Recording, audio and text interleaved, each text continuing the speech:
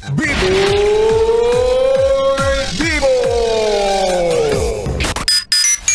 Yes, pre! Naaalala mo pa ba yung panahon na walang-wala ka ng pera at humiling ka ng himala? Yung tipong sana may matanggap kang biyaya. Ay, tapos biglang may nag-chat sa'yo, hala! Ayan na! Baka dumating na yung hinihintay mo! Tapos ang sabi sa chat sa'yo, pautang naman ako, kumari ko. Ano ba naman yan? Paano naman kita papautangin? Wow! Ano to? 'Di ba? Paano mo sasabihin sa kanya na wala ka rin? Ano, competition kayong dalawa? Pahirapan kayo? Ganon? Damay-damay. Grabe, napaka-insensitive no? Alam na ngang walang pera, inihiraman ka pa para bang pinapamukha sa'yo na wala kang pera? Talaga ba? Di same tayong dalawa. Diba? Nakakainis yung tipong akala mo biyaya na. Yun pala dagdag rin sa problema.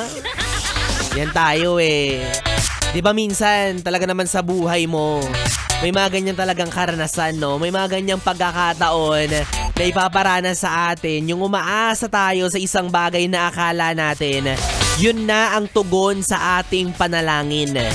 Yung akala natin, yun na ang sagot sa ating kahilingan. Pero hindi pa pala. Ano ba naman yan?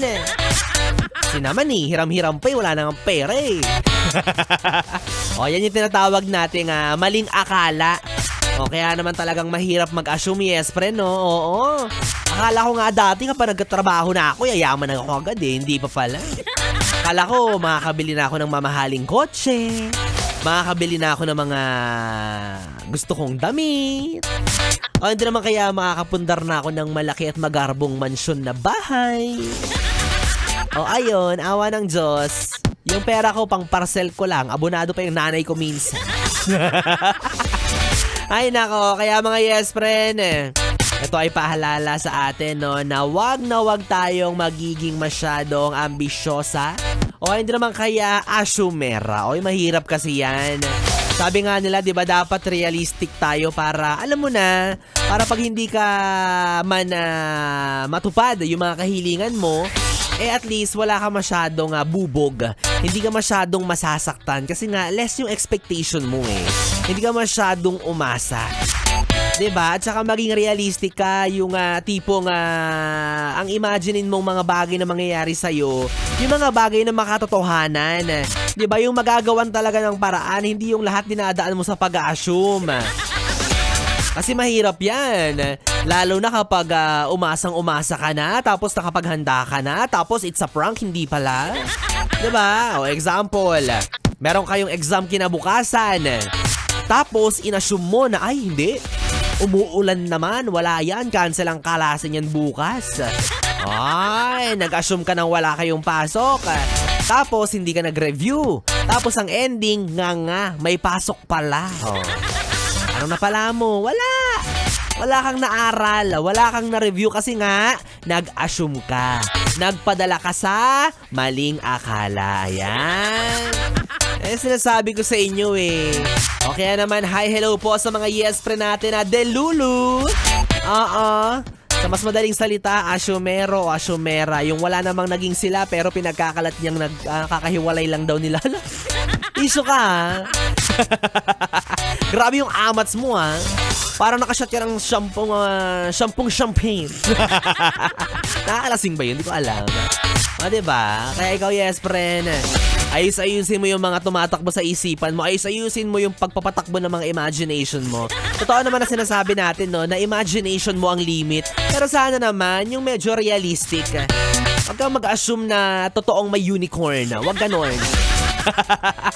Dahil sa buhay, yes friend, masakit ang pagkabigo. Ayan, totoo yan. Kaya asahan mo na lang yung mga bagay na pwede at posible talagang mangyari. Oo, gumising ka. Ano ka ba? 9:38 pa lang. Maaga pa, mamaya ka naman naginip. Gumising ka muna. Hanggat hindi pa natatapos yung programa ko dahil ipapamukha ko sa'yo na ipapamudmud ka sa pagmumukha mo yung katotohanan na hindi kanya gusto. Ay! Ay, sakit! O, pag-usapan natin yung pagiging asyomera mo, ha? Para masarap yung tulog mo mamaya. Malay mo, mapanaginipan mo siya.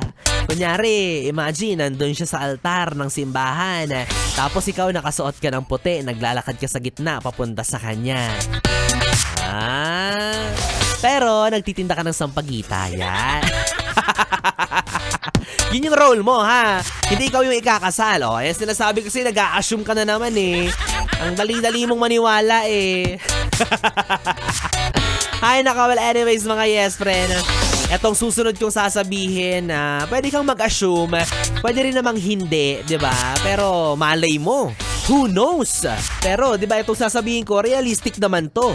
Na pwede kang manalo ng tumataginting na 500 piso kapag nakuha mo ang tamang sagot na hihingin ko sa'yo. Dahil ito na ang hinihintay mong ACS! Pera lang yan! ACS!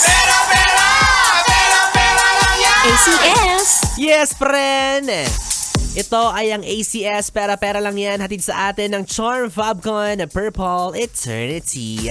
At kapag nasagot mo ang aking simpleng katanungan, magkakaroon ka ng tsansang manalo ng 500 pesos. Handa ka na ba? Lakasan mo na ang volume ng radyo mo, ha? Dahil ito na ang katanungan ko para sa'yo. Come on, let's go! Sinong banda ang kumanta ng awiting Akala ko ikaw ay akin, totoo sa aking paningin? O hindi naman kaya yung nananaginip ng gising. Tama na!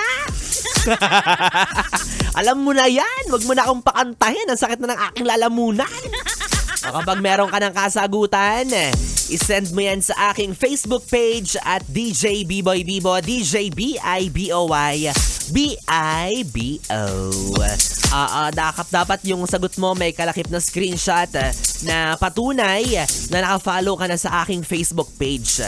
Samahan mo na rin yan ng iyong valid ID at dapat sa pagtatapos ng programa ko ay nakatutok at nakikinig ka pa rin dahil dun ko i-anunsyo kung sino nga ba ang mapalad maswerteng makatatanggap ng tumataginting na 500 piso. Muli yan, handog sa atin ng ACS! Pera lang yan! ACS! Pera lang yan! ACS! Yes, friend, kapiling mo na ang bibi mo sa radyo, ang DJ na mabilis bumayo. Ang dila sa mikropono. Ako po si DJ B-Boy. B-Boy, Bibo, na pwede mong makatabi hanggang mamayang alas 12 para sa ating BB Time. Kaya naman dito ka lang sa istasyong No Problem. Ang 101.1 Yes FM. Solid. Oras natin, 9:41.